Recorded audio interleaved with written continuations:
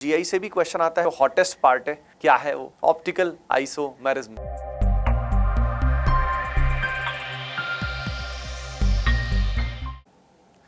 सो बच्चों, कैसे हैं आप सब? होपिंग दैट आप सब बहुत बहुत अच्छे होंगे। तो भाई अब हम आइसोमेरिज्म के जो जेईई मेन स्पेसिफिक लेक्चर है उसको देखने वाले हैं, जिसमें हम लास्ट लेक्चर में हम लोगों ने कुछ चीज़ें देख ली थी ऑलरेडी। स्ट्रक्चर्स कैसे ड्रॉ करते हैं, मॉलिक्यूलर फार्मूला से स्ट्रक्चरल आइसोमेरिज्म के जेईई मेन में किस तरह के क्वेश्चन आते हैं।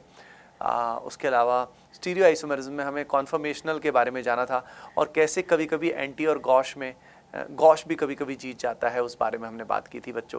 तो अब हम स्टीरियो आइसोमेरिज्म का जो दूसरा पार्ट है that is geometrical and optical, उसके की पॉइंट्स को देखेंगे और फिर इंटरेस्टिंग क्वेश्चंस को सॉल्व करेंगे, ठीक है।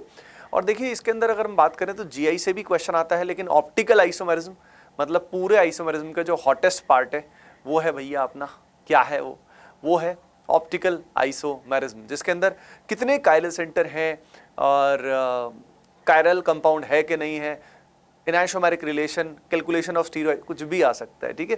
तो भाई चलिए शुरू करते हैं, लेट अस स्टार्ट आज की कहानी। और देखिए आज की कहानी में अगर हम बात करें तो सबसे पहले हम ज्योमेट्रिकल आइसोमेरिज्म से स्टार्ट करेंगे। We will start with geometrical isomerism. देखिए बच्चों, सबसे पहले ज्योमेट्रिकल आइसोमेरिज्म प्राइमरीली अगर हम बोलें बच्चों, प्राइमरीली ज्योमेट्रिकल आइसोमेरिज्म दो जगह पाया जाता है। या तो ज्योमेट्रिकल आइसोमेरिज्म जो होता है बच्चों वो एल्कीन्स में पाया जाता है, ठीक है, प्राइमरीली मेनली, है ना। और उसके अलावा ये कहाँ पाया जाता है, ये साइक्लो एल्केन्स में पाया जाता है, इन दो जगह पाया जाता है। अब क्या होता है तो थोड़ा बेस भी समझना जरूरी है और फिर इसके क्वेश्चंस और इसके फंडे जानेंगे। देखो क्वेश्चंस जो मेनली जीआई में आते हैं, या तो आता है कि कौन ज्योमेट्रिकल आइसोमेरिज्म शो कर रहा है, which of the following will be showing GI, एक तो क्वेश्चन इस तरह का हो जाता है। और सेकंड क्वेश्चन जो पॉसिबल होता है वो होता है कैलकुलेशन ऑफ ज्योमेट्रिकल आइसोमेरिज्म पे, आइसोमर्स पे, कि कितने जीआई पॉसिबल है, ज्योमेट्रिकल आइसोमर्स पॉसिबल है। अगली पॉसिबिलिटी कभी कभी ई और जेड का भी उपयोग आजकल आने लग गया है। वैसे ई जेड नोटेशन कम आता है, लेकिन उसका भी बेसिक एलिमेंट्री आइडिया हमें होना चाहिए। चलिए सबसे पहला सवाल जो इसमें आता है वो आता है कंडीशन, कैसे पहचाने कि एल्कीन्स में, साइक्लो एल्केन्स में कैसे जीआई पहचानेंगे। तो देखिए मान लीजिए हमारे सामने कुछ ऐसा कंपाउंड है, we have something like this, ठीक है, और हमें इसमें चेक करना है एल्कीन में जीआई पॉसिबल है कि नहीं। तो पहली चीज ज्योमेट्रिकल आइसोमेरिज्म के लिए जो बहुत जरूरी है बच्चों वो है रेस्ट्रिक्टेड रोटेशन। एल्कीन्स में और साइक्लो एल्केन्स में भी रोटेशन पाई बॉन्ड के अक्रॉस और वहां पे रिंग के अक्रॉस फ्री नहीं होता, रोटेशन करना रूम टेम्परेचर पे पॉसिबल नहीं है। तो ये कंडीशन बड़ी इंपॉर्टेंट है, तभी यहाँ एल्कीन्स की बात हो रही है, साइक्लो एल्केन्स की बात हो रही है। अगली चीज हमें क्या चेक करनी है, अगली चीज हमें यहाँ पे जो नोडल कार्बन है उनको देखना है। नोडल कार्बन मतलब भाई पाई बॉन्ड के जो कार्बन है उनको मैंने नाम दिया नोडल कार्बन। ये कार्बन नंबर ए है और ये कार्बन नंबर बी है, ठीक। जो नोडल कार्बन है हमें ध्यान रखना है, focus on one nodal carbon at a time.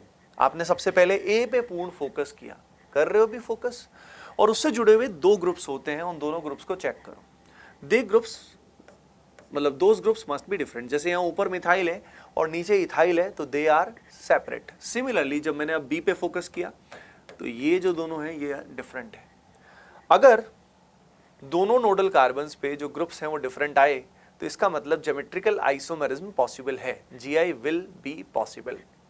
ध्यान रखिए, कई बच्चे बोलेंगे सर ये भी मिथाइल ये भी मिथाइल। अरे ठुल्लू, वो ए और बी अलग अलग है, हमको ए वाले दोनों ग्रुप अलग होने चाहिए और बी वाले दोनों ग्रुप अलग होने चाहिए। अगर ऐसा है तो इसका मतलब जीआई पॉसिबल है, ठीक है। अगर जीआई पॉसिबल है तो इसमें दो फॉर्म्स पॉसिबल है, एक तो जो दिया हुआ है फॉर्म वो, and this is also a possibility, जिसमें पहले पर्टिकुलर फॉर्म को हम बोलेंगे सिस कॉन्फ़िगरेशन और अगले वाले फॉर्म को हम बोलेंगे ट्रांस कॉन्फ़िगरेशन। अब ये सिस और ट्रांस किसके रिस्पेक्ट में आया, तो बच्चों यहाँ पे इस पाई बॉन्ड के रिस्पेक्ट में आप देख सकते हो कि ये जो मिथाइल आपको दिखाई दे रहा है और ये जो यहाँ मिथाइल दिखाई दे रहा है, ये दोनों ग्रुप्स जो है बोथ आर सेम, और पाई बॉन्ड के पर्सपेक्टिव में they are on the same side of the pi bond. तो जब same groups are on the same side of the pi bond, when same groups are on the same side of the pi bond, तो cis का मतलब होता है same. तो यहाँ पे सेम साइड होने की वजह से सिस कॉन्फ़िगरेशन है। लेकिन वही दोनों प्यारे यहाँ मिथाइल और methyl they are on the opposite side with respect to the pi bond. Pi bond के रिस्पेक्ट में ये दोनों अपोजिट साइड हैं तो उसको बोलेंगे ट्रांस कॉन्फ़िगरेशन।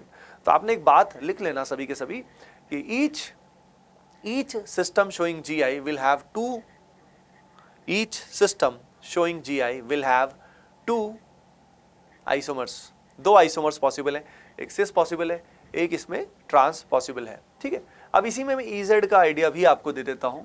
चलो EZ मैं अलग से बताऊंगा। ठीक, अब यहाँ पे सिस और ट्रांस आपने देख लिया, तो एल्कीन्स में तो मान लीजिए हमारे पास एक सीधा एक क्वेश्चन से समझते हैं। मान लीजिए हमारे पास कुछ ऐसा है, identify the system showing GI, है ना, identify the system showing GI। अब यहाँ पे 3 पाई बॉन्ड्स हैं, इन 3 पाई बॉन्ड्स पे हमें हट से आइडेंटिफाई करना है कि भाई इसके अंदर क्या होगा। यस, लेट अस सी कि इसके अंदर कहाँ कहाँ GI पॉसिबल है। तो देखिए हॉटस्पॉट हमें फोकस करना है, ये जो नोडल एटम्स है ABCDEF, हमें टोटल 3 सिस्टम्स चेक करने हैं। We have to check 3 systems. सबसे पहले इसको देखते हैं। ए पे मैंने देखा कि एक तो क्लोरीन है, एक मिथाइल है, दोनों अलग हैं। बी पे मैंने देखा कि एक छोटू है जो यहाँ दिख नहीं रहा है, और एक ऊपर पूरा बड़ा सा ग्रुप है, तो ये भी अलग हुआ। इसका मतलब यहाँ GI पॉसिबल है। सिमिलरली बच्चों यहाँ पे सी वाले केस में देखोगे, एक तो हाइड्रोजन है और नीचे जो ग्रुप है ऑल टुगेदर अलग है। सिमिलरली डी पे देखोगे तो यहाँ H है और यहाँ ऑल टुगेदर ग्रुप अलग है, hence it will show GI, ये GI शो करेगा। सिमिलरली यहाँ पे देखोगे तो यहाँ GI पॉसिबल नहीं है, बिकॉज दोनों ग्रुप क्या हो गए, F वाले कार्बन पे सेम आ गए।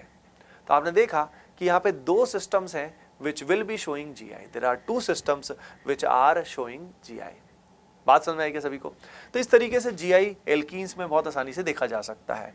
अब एल्कीन्स के बाद अगर हम आते हैं यहाँ पे क्यूमिलीन्स में, क्यूमिलीन्स में ध्यान रखिए, क्यूमिलीन का मतलब ये होता है कि जैसे मान लीजिए हमारे पास ये डबल बॉन्ड है, फिर एक और डबल बॉन्ड है।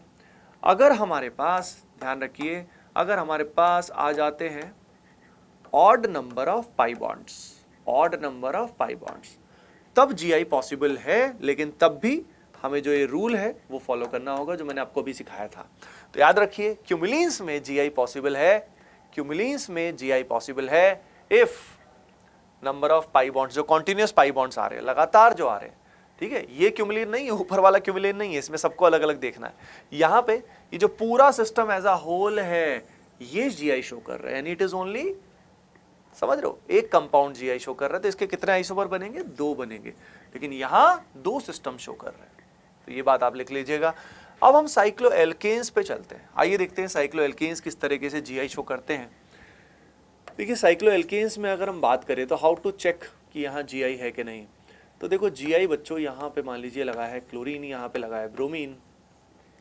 अब होता ऐसा है कि यहाँ पे जो एक कार्बन है ना बच्चों, these carbons are sp3 hybridised, ये होते हैं sp3 हाइब्रिडाइज्ड। तो sp3 है तो इनकी शेप जो होती है वो टेट्राहेड्रल होती है। टेट्राहेड्रल होती है मतलब वेज और डैश की पॉसिबिलिटी है। तो ऐसा हो सकता है कि क्लोरीन अबव द प्लेन हो, ये ब्रोमीन भी अबव द प्लेन हो, this is one of the possibility. और दूसरी पॉसिबिलिटी ये भी तो हो सकती है कि ये क्लोरीन जो है ये अपना अबव द प्लेन है और ब्रोमीन हमारा बिलो द प्लेन है। अब ये दोनों सेम तो किसी एंगल से नहीं है, यहाँ पे डायरेक्शन दोनों की इस रिंग के रिस्पेक्ट में both are above the plane, और यहाँ पे इस रिंग के रिस्पेक्ट से इस रिंग के रिस्पेक्ट में दोनों अपोजिट साइड लाई कर रहे हैं। एक आगे लाई कर रहा है तो एक पीछे की तरफ लाई कर रहा है। तो इस बेसिस पे ये जो पर्टिकुलर फॉर्म है जिसमें ये दोनों ग्रुप सेम साइड है बच्चों, इसको बोलेंगे सिस फॉर्म, और ये वाली फॉर्म क्या आएगी? ट्रांस फॉर्म आएगी। जहां तक चेक करने की बात है, बिल्कुल जो सिमिलर तरीका अपन ने एल्कीन्स में देखा, इन अ वेरी सिमिलर वे यहाँ पे भी आप आसानी से किसी भी साइक्लोएल्केन में चेक कर सकते हो।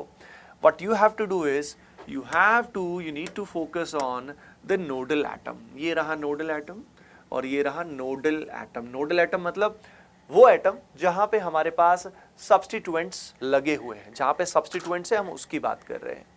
तो यहाँ पे Cl है और ध्यान से देखिए क्लोरीन के नीचे H भी होगा, छोटू भी होगा, जो दिखाया नहीं गया है। अगेन वही सेम रूल, नोडल एटम पे जो ग्रुप्स लगे हैं दे मस्ट बी डिफरेंट। तो आपने देखा यहाँ ऊपर वाले नोडल एटम पे यानी एटम नंबर A पे H और Cl अलग हैं, और B पे आप देखोगे बच्चों तो यहाँ पे H और Br ये भी डिफरेंट है। तो इस केस में यू कैन क्लियरली सी कि GI पॉसिबल है, GI is very much possible. अब उसके बाद यहाँ पे भी हम इसी तरीके से देख सकते हैं, मतलब तो यहाँ पे आपने देखा कि GI चेक करना बिकम्स वेरी इजी। तो कोई भी एल्केन अगर हमारे पास है, किसी भी तरह का साइक्लो एल्केन है, जैसे मान लो हमारे पास कुछ ऐसा है और यहाँ पे मान लीजिए लगा है हाइड्रोजन, यहाँ पे लगा है ड्यूटेरियम, यहाँ पे लगा है क्लोरीन, यहाँ पे लगा है क्लोरीन और यहाँ पे लगा है ब्रोमीन। अब हमें यहाँ चेक करना है कि यार इस तरह के सिस्टम में क्या जीआई पॉसिबल है, अगर है तो कहाँ है। तो can you think about it, क्या इसके बारे में सोच सकते हो? वीडियो को पॉज करके ट्राई करिए इसके अंदर कि जीआई पॉसिबल है कि नहीं। कई बार रिंग्स को मिक्स भी कर देते हैं, एल्कीन भी साथ में दे देते हैं, ऐसा भी होता है। Alkene is also mixed with cycloalkene. तो स्टूडेंट्स को बड़ा कंफ्यूजन होता है कि इसको कैसे डील करें, how to deal with this.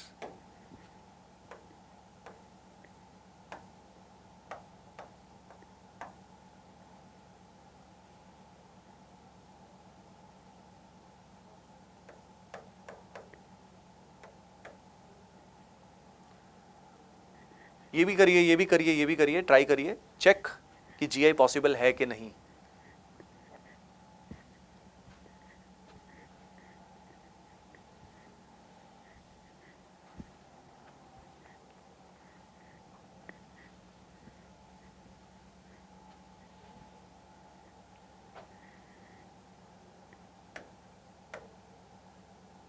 देखो भाई, बात ऐसी है, अब यहाँ पे मल्टीपल सिस्टम्स दिख रहे हैं अपने को, क्योंकि यहाँ पे नोडल कार्बन सिर्फ 2 नहीं है, हमारे पास 3 नोडल कार्बन है। अगर हम यहाँ पे देखेंगे तो हमारे पास हाइड्रोजन एंड ड्यूटेरियम है। अगर हमारे पास यहाँ पे देखें तो दोनों क्लोरीन है। तो यानी ये दोनों सेम होने की वजह से यहाँ पे इसका जीआई में इन्वॉल्वमेंट किसी के साथ भी नहीं होगा, क्योंकि यहाँ पे दोनों सेम हो गए। लेकिन यहाँ देखो, इस वाले कार्बन पे ब्रोमीन के अलावा H भी अवेलेबल है। तो बच्चों, ये जो पर्टिकुलर सिस्टम आपको दिखाई दे रहा है, यहाँ पे जीआई पॉसिबल है, यहाँ पे जीआई बिल्कुल पॉसिबल है, as you can clearly see. बात समझ में आ रही है क्या बच्चों? Hoping that you got this point कि जीआई कैसे चेक करते हैं। अब यहाँ पे हमारे पास क्या करना है, यहाँ पे देखिए, focus on one system eight A time. एक बार एक को देखिए, जैसे कि अगर हम इस एल्कीन को देखें तो यहाँ पे आप देख सकते हो कि ये जो पर्टिकुलर कार्बन है इस पे क्लोरीन ब्रोमीन अलग है, और ये जो पर्टिकुलर कार्बन है इसमें रिंग है, लेकिन आप देख सकते हो कि ऊपर का पाथवे अलग है और नीचे का पाथवे इज डिफरेंट। यहाँ जो बगल वाला कार्बन है वहाँ फ्लोरीन है, लेकिन इस वाले कार्बन पे ओनली हाइड्रोजन्स है। तो यहाँ पे पाथवे डिफरेंट होने की वजह से, ये अलग होने की वजह से ये एल्कीन ने जीआई शो किया। सवाल इसमें दूसरा आता है कि क्या साइक्लोएल्केन भी यहाँ जीआई पॉसिबल है? मतलब क्या ये और ये आपस में जीआई कर सकते हैं? मतलब ये फ्लोरीन वेजो डैश में जाके ज्योमेट्रिकल आइसोमेरिज्म शो कर सकता है क्या? सोचिए इस बारे में। नहीं कर सकता। फ्लोरीन अकेला कुछ नहीं कर पाएगा। यहाँ पे जो कार्बन है वो sp3 होता तो काम चल जाता, पर ये बच्चों sp2 है। ये प्लेनर होने की वजह से ये जो पूरा सब्स्टिट्यूएंट है ये वेजो डैश में नहीं जा सकता। इसीलिए सिर्फ only one system will be there which will show GI, जो यहाँ पे एक सिस्टम शो करेगा जीआई। आइए देखते हैं यहाँ पे अगर हम देखें बच्चों तो ये एल्कीन पे हम ध्यान दे सकते हैं। ये दोनों अलग है, मिथाइल और इथाइल है। ध्यान रखिए, ग्रुप्स की बात करते हैं यहाँ, सिर्फ कार्बन्स की बात नहीं करते। तो यहाँ पे मिथाइल और इथाइल अलग है, और यहाँ पे अगर आप चेक करते हो तो ऊपर वाला ग्रुप अलग है, नीचे वाला अलग है। हेंस ये तो जीआई शो करेगा, ये तो जीआई शो करके रहेगा। अब इसके अलावा अगर हम बात करते हैं तो यहाँ पे हमारे पास ये जो दिखाई दे रहा है, अब इन दोनों एटम्स को फोकस करो। जब इन दोनों को देख रहे हो तो इसको भूल जाओ, है ना, focus on one system at a time. तो इस वाली चीज को भूल जाना, ये जो दिया हुआ इसको भूल जाओ, ठीक। अब ये क्लोरीन और फ्लोरीन को देखो तो यहाँ पे बच्चों क्लोरीन के साथ H है तो ये अलग है, फ्लोरीन के साथ H है तो ये नोडल कार्बन पे ग्रुप्स अलग हैं। हेंस ये जो साइक्लोएल्केन आपको दिखाई दे रहा है, this will also show GI. तो यहाँ पे कितने सिस्टम हो गए जो जीआई शो कर रहे हैं? 2 सिस्टम हो गए जीआई जो शो कर रहे हैं। ठीक है भाई, बात समझ में आई क्या? तो इस तरीके से जीआई को देखा जाता है, जीआई का अंदाजा लग जाता है कि ज्योमेट्रिकल आइसोमेरिज्म कहाँ कहाँ पे प्रेजेंट है। अब बच्चों बात आ जाती है कि भाई इसी में हम बात करते हैं कि जो ईजेड नोटेशन है ये क्या होता है। ईजेड नोटेशन में ई जो होता है इसका फुल फॉर्म होता है एंटगीगन, इट इज नोन एज एंटगीगन। और जेड जो होता है बच्चों ये होता है जुस्सामेन। अब इसका यूज कहाँ है मैं सीधा क्वेश्चन करके बता देता हूं और आपको समझ में आना चाहिए बहुत बढ़िया से। जैसे मान लो यहाँ पे कुछ ऐसा है, फ्लोरीन क्लोरीन ब्रोमीन आयोडीन। अब यहाँ पे क्या हो रहा है, जीआई शो कर रहा है ये, क्योंकि नोडल एटम्स जो है, नोडल कार्बन्स पे जो ग्रुप लगे हैं दे आर डिफरेंट। ये तो क्लियर है कि इट विल शो जीआई। लेकिन अब इसको बोलेंगे क्या? सिस और ट्रांस हम तभी बोल सकते हैं जब नोडल एटम्स पे कोई ना कोई ऐसा ग्रुप हो जो सेम आए। जब नोडल एटम्स पे ग्रुप सेम आए, कोई ना कोई एक ग्रुप भी आ जाए तो भी काम हो जाए। लेकिन यहाँ पे आप देख सकते हो सभी अलग हैं। अब सभी अलग हैं तो cis trans is not applicable है। अब सिस ट्रांस एप्लीकेबल नहीं है तो we need to find some way जिससे हम इसकी दोनों कॉन्फ़िगरेशंस को डेजिग्नेट कर पाएं। जैसे एक पर्टिकुलर केस में फ्लोरीन और ब्रोमीन क्लोजर है, लेकिन इसी का दूसरा पॉसिबिलिटी है बच्चों ये वाला, जिसमें फ्लोरीन और ब्रोमीन अपोजिट साइड पे लाई कर रहा है। अब इसको क्या बोलूं मैं, ये दोनों अलग हैं, ये तो क्लियर है, पर इन दोनों बेनाम रिश्तों को, इन दोनों ये जो अलग अलग है, how to name it properly. तो यहाँ पे अगर हम बात करें बच्चों तो इसका तरीका होता है जिसमें हम यूज़ करते हैं, क्या यूज़ करते हैं अभी बताते हैं आपको। इसमें हम यूज़ करते हैं CIP रूल्स। CIP रूल्स का मतलब होता है कान in gold प्रीलोग, can't in gold प्रीलोग। ये वाला कान नहीं है भाई, CAHN होता है, कान इन गोल्ड प्रीलोग रूल्स। इसके हिसाब से अगेन हमारा फोकस है नोडल एटम पे। नोडल एटम में दोनों ग्रुप्स में से हमें प्रायोरिटी देनी होती है, हमें हायर प्रायोरिटी ग्रुप ढूंढना है दोनों नोडल एटम्स पे।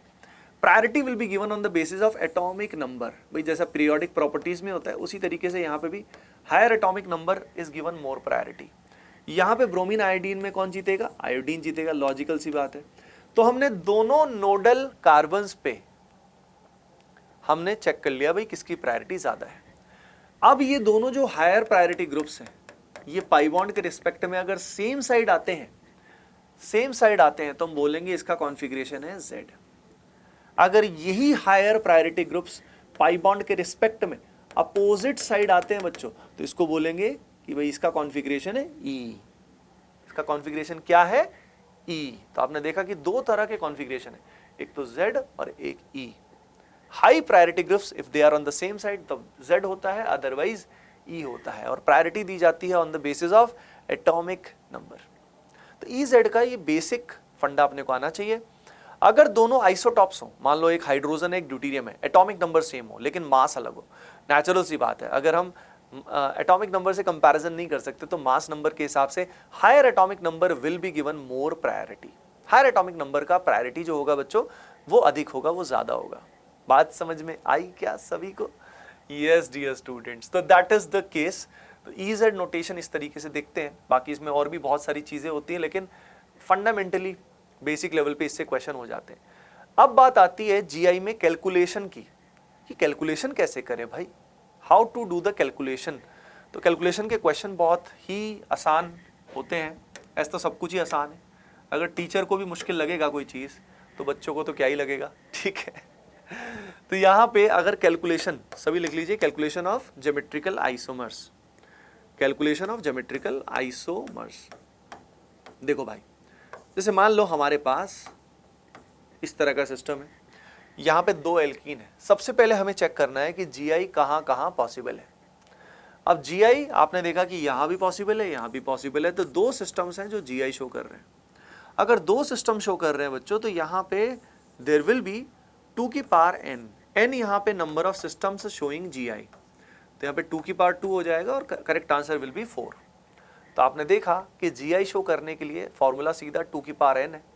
n यहाँ पे है नंबर ऑफ सिस्टम्स जिन्होंने GI शो किया, 2 की पावर 2 से आंसर आ गया। अब ये चार हैं कौन से असल में चार कौन से?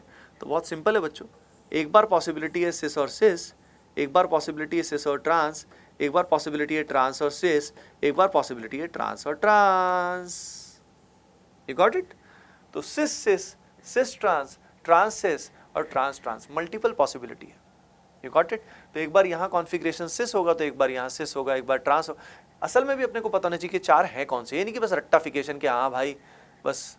इनको बना भी कर सकते हो आप, ड्रॉ करके देखना, ठीक है, अलग से ड्रॉ करके देखना कि चार कौन से बनेंगे। उन चारों में से कोई एक दिया है, बस यहाँ पे चारों में से कोई एक दिया हुआ है, ठीक है। इस तरीके से हो सकता है मल्टीपल सिस्टम्स हो, 2 3 4 5 हो। जैसे कि मान लो हमारे सामने कुछ ऐसा है, ये एल्कीन है, ये एल्कीन है, यहाँ एल्कीन के अलावा डबल बॉन्ड NOH है। अब आप देख सकते हैं ये पर्टिकुलर सिस्टम को, इसमें आप देखोगे बच्चों तो यहाँ पे 1 2 3 and 4, वीडियो को पॉज करके ट्राई कर सकते हो, एंड यू कैन सी कि दीज 4 विल शो GI। इसका मतलब 2 की पावर 4, करेक्ट आंसर इज 16। अब बात आती है सिमेट्री की। मान लो भाई जो कंपाउंड है ये बीच से अगर देखा जाए तो दोनों तरफ एक जैसा है, इधर भी पाई बॉन्ड और क्लोरीन, इधर भी पाई बॉन्ड और क्लोरीन। तो ऐसे केस में हम बोलेंगे कि भाई ये कंपाउंड जो है ये है सिमेट्रिकल। ये क्या है? ये है सिमेट्रिकल। अगर ये सिमेट्रिकल है तो इस केस में फॉर्मूला चेंज हो जाएगा। इस केस में फॉर्मूला हो जाएगा बच्चों 2 की पावर n-1 प्लस 2 की पावर p-1, ये हो जाएगा फॉर्मूला। याद रखना आसान है, 2 की पावर n की बजाय n-1 प्लस साथ में 2 की पावर p-1। अब ये p क्या है भाई? p जो होता है ना, p यहाँ पे दो चीज पॉसिबल है। p या तो यहाँ पे हो सकता है n/2 या p हो सकता है n+1/2। अब हमें कैसे पता? अरे भाई सीधी बात है, अगर n 2 से डिविजिबल है, अगर n 2 से डिविजिबल है तो n/2, अगर n 2 से डिविजिबल नहीं है तो उसको हम +1 करके 2 से डिविजिबल बनाएंगे। ठीक है, समझ गए? तो याद रखना आसान है, n/2 आएगा अगर n 2 से डिविजिबल है, n+1/2 आएगा अगर हमारा n 2 से डिविजिबल नहीं है। ओके बच्चा, बात समझ में आई सभी को? सो इस तरीके से ये क्वेश्चन कर सकते हो। तो अब इसमें फॉर्मूला अप्लाई करते हैं, 2 की पावर 2-1 प्लस 2 की पावर p। भाई p कितना आएगा चुन्नुस बताइए? 2 को 2 से डिवाइड हो जाएगा तो 1-1, तो इसका करेक्ट आंसर आएगा 2 की पावर 0 दैट इज 1, और यहाँ पे 3, 4 की बजाय 3 आ जाएगा। नॉर्मली 4 होता, 2 × 2 करते सीधा 2 की पावर 2 करते, पर यहाँ पे एक कम हो गया। एक कम क्यों हो गया ये आप सोच सकते हैं, क्योंकि इसमें जब सिस ट्रांस बनाओगे और ट्रांस सिस बनाओगे वो दोनों सेम आ जाएंगे, बिकॉज यहाँ भी क्लोरीन है यहाँ भी क्लोरीन है, तो उस कारण 4 की बजाय 3 रह जाता है। That is the reason actually, पर हम उसकी डीप में नहीं जा सकते। सिमिलरली अगर यहाँ पे इसी तरह के सिमेट्रिक 3 आ जाए 4 आ जाए, अब आप कर सकते हो। ध्यान देने वाली बात यह है कि बीच से अगर कंपेयर करेंगे तो दोनों तरफ जो कंपाउंड है बिल्कुल एक जैसा है, सिमेट्रिक है। You got it? तो इस तरीके से बच्चों कैलकुलेशन करते हैं, ईजेड करते हैं, और भी चीज़ें बहुत सारी होती हैं, लेकिन वो मेनली प्राइमरीली कैलकुलेशन का पार्ट जो डीप में होता है वो एडवांस्ड में ज़्यादा आता है। जेईई मेन में नॉर्मली इसी लेवल तक के कैलकुलेशन होते हैं जो अपने को पता होना चाहिए। अब हम हमला करने वाले हैं ऑप्टिकल पे, पर उस पर हमला करने से पहले आइए देखते हैं कुछ क्वेश्चन अगर हमें ज्योमेट्रिकल के मिल जाए तो ज़िंदगी में थोड़ा मज़ा आ जाएगा। तो भाई यहाँ पे ये तो कंफर्मेशन से रिलेटेड है, ये अलग चीज़ है। जीआई में देखते हैं, जीआई में कोई मिल जाए तो बहुत मज़ा आएगा। अभी तो जीआई का कोई मिल ही नहीं रहा है, सारे के सारे कायरल अकायरल, ये भी जीआई से रिलेटेड नहीं है, ये भी जीआई से रिलेटेड नहीं है, ये भी नहीं है, ये भी नहीं है, ये भी नहीं है। हाँ ये आया भाई सिंपल है, लेकिन जो आया वो बहुत ज़्यादा सिंपल है। तो देखते ही खट से इस सवाल को कर लो। सभी के सभी वीडियो को पॉज करें एंड इस क्वेश्चन को खट से कंप्लीट करें तुरंत प्रभाव से। हाँ जी, देखते ही हो गया। ये तो देखते देखो भाई, कौन यहाँ पे जीआई शो नहीं करेगा? तो भाई ये नहीं करेगा। ये क्यों नहीं करेगा? क्योंकि इस पाई बॉन्ड को देखिए, इसमें जो नोडल एटम है इसमें दोनों के दोनों क्या हो गए? हाइड्रोजन हो गए। दोनों एटम सेम होने की वजह से जीआई शो नहीं करेगा। आइए देखिए अगला सवाल। अगला सवाल जो है वो सभी बच्चे सही करें, तुरंत प्रभाव से सही करें। और पता है इतने आसान भी आ जाते हैं, दे डू कम, इतने आसान क्वेश्चन भी आ जाते हैं।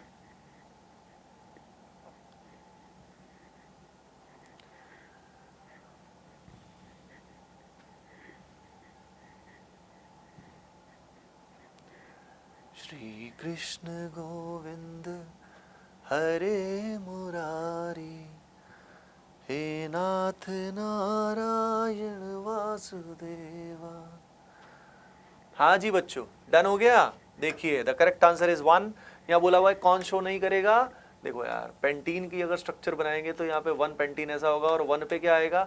1,1 डाइक्लोरो 1 पेंटीन, यानी ये दोनों सेम होने की वजह से जीआई पॉसिबल नहीं है। जीआई का एक और क्वेश्चन इस तरह का आ गया है।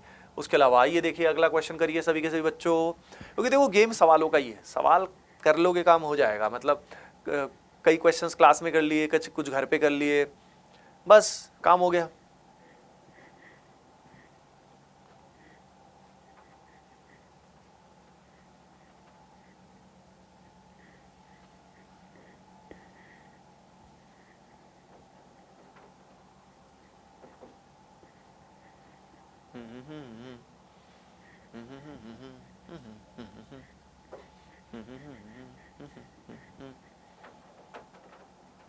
यस एवरीवन, देखो बच्चा क्या लिखा हुआ है, कौन यहाँ पे जीआई शो करेगा। तो भाई देखो इनमें सबके स्ट्रक्चर्स आप बनाओगे क्लियरली। तो यहाँ पे द करेक्ट आंसर इज 3 में देखिए बच्चों 1 फिनाइल 2 ब्यूटीन, देखो 2 ब्यूटीन ये हो गया, और 1 पे क्या लिखा हुआ है फिनाइल। तो आप क्लियरली देख सकते हो कि जो नोडल एटम्स हैं ए और बी, चेक करिए ए पे ग्रुप लगा है और एच लगा है, यहाँ पे मिथाइल लगा है और हाइड्रोजन लगा है, hence it will be able to show geometrical isomerism, ये जीआई शो करेगा। आइए देखते हैं अगला क्वेश्चन, ये बड़ा इंटरेस्टिंग क्वेश्चन है और ये सही करने की कोशिश करें। पूछा हुआ है how many pairs of GI are possible with C6H12। ये ध्यान से पढ़ लेना भाई, पता लगे ब्रैकेट वाली चीज ही नहीं पढ़ी।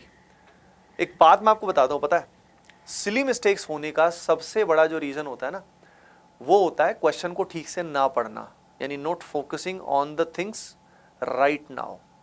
तो एग्जामिनेशन हॉल में ये कॉमन गलती होती है कि स्ट्रेस में वैसे ही होते हैं हम, टेंशन में, तो हमेशा आगे के सवालों के सोच रहे होते हैं, पीछे वाले सवाल सही किए नहीं किए वो सोच रहे होते हैं, करंट जो चल रहा है उस पर ध्यान नहीं देते। अरे focus on the now, right now जो करोगे ना, राइट नाउ जो करोगे उसी से ही आप आगे बढ़ोगे। तो फोकस ऑन दिस सवाल C6H12, ठीक है। ट्राई करिए, वीडियो को पॉज करके ट्राई करिए सभी के सभी बच्चे।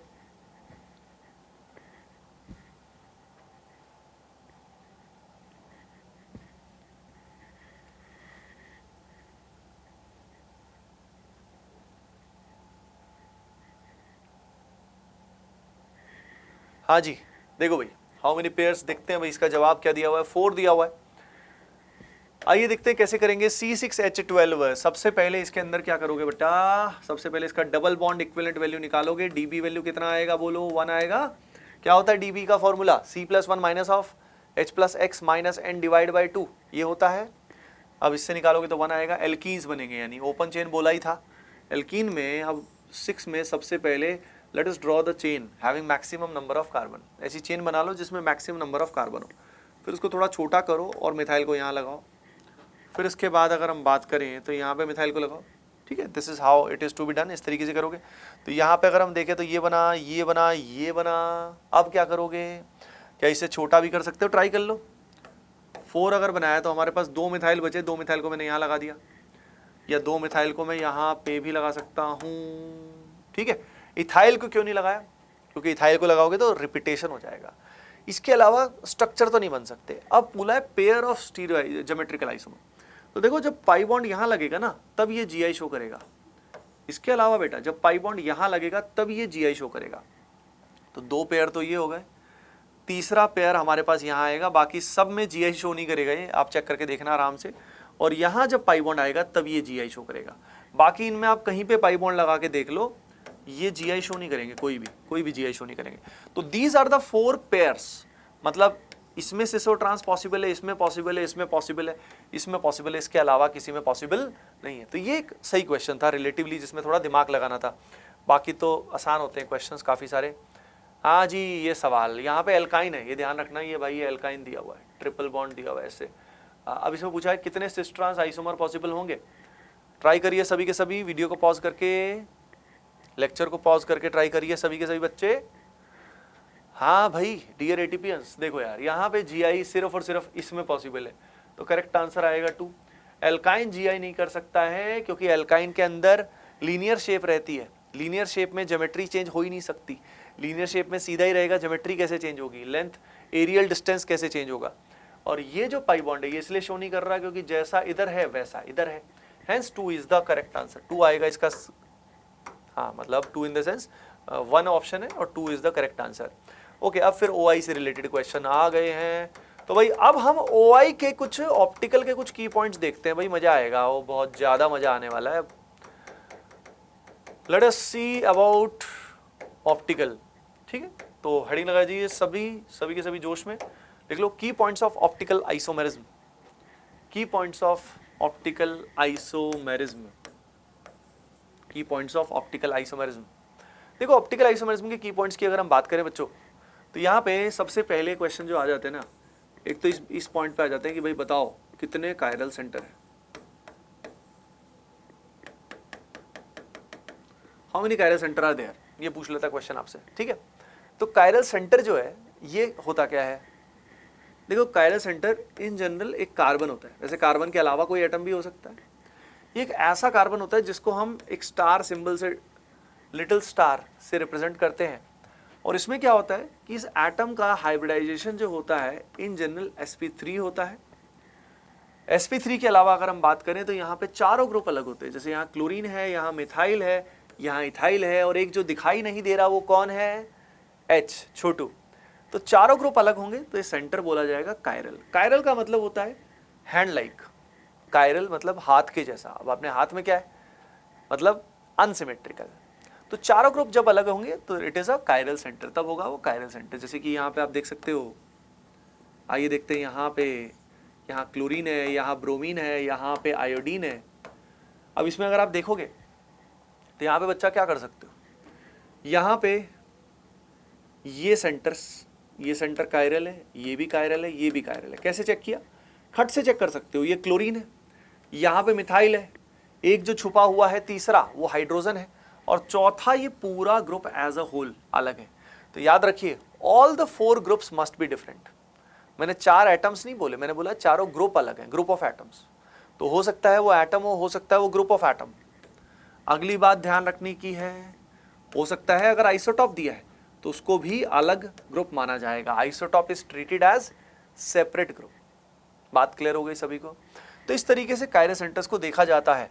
अब यहीं पे रिंग्स में हमें कई बार कायरल सेंटर देखने में परेशानी होती है, जैसे कि यहाँ क्लोरीन है, यहाँ ब्रोमीन है। अब रिंग में हम किस तरीके से कायरल सेंटर को चेक करेंगे ये हमें समझना है, ठीक है? तो यहाँ पे अगर आप देखोगे तो बच्चों ये जो कार्बन है, इस कार्बन पे एक तो क्लोरीन है। अब इधर क्या है ना, ग्रुप अलग से सेग्रीगेटेड दिखते नहीं है, मतलब क्योंकि यहाँ पे रिंग हो गई। तो इसमें क्या है, पाथवे देखना। आप देख सकते हो कि यहाँ से अगर पाथवे देखोगे, इसको पार्क की तरह मान लो, treat it like a park. इस पार्क में अगर आप इधर जा रहे हो या इधर जा रहे हो, जैसा दृश्य है यहाँ से मिल रहा है बिल्कुल सेम टू सेम वही है। यहाँ पे भी कार्बन, यहाँ भी कार्बन, यहाँ भी कार्बन, यहाँ भी कार्बन, और इस कार्बन पे ब्रोमीन।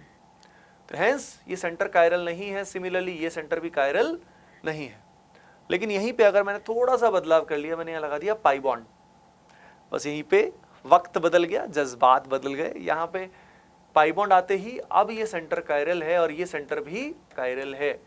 तो रिंग्स में don't worry, it becomes very easy in the rings. आइए देखते हैं अगला सवाल। आइए चेक करते हैं इसमें कि इसमें कितना आएगा, कितना कायरल सेंटर है। चेक करिए सभी बच्चों, चेक करिए सभी के सभी।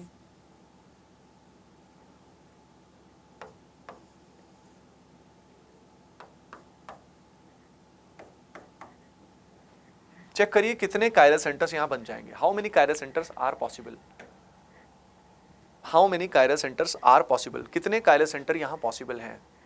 Think about it.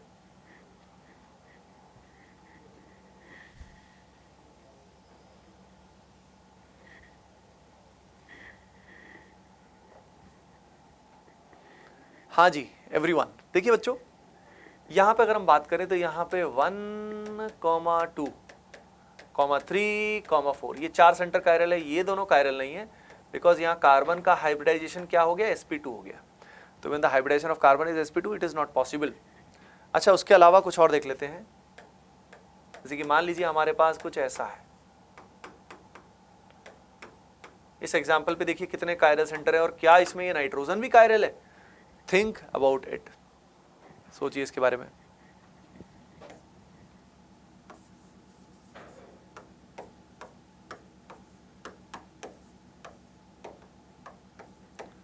फिर अगले क्वेश्चन में देखिए क्या सल्फर जो दिख रहा है आपको ये सेंटर भी कायरल है? थिंक अबाउट इट, इसके बारे में सोचिए।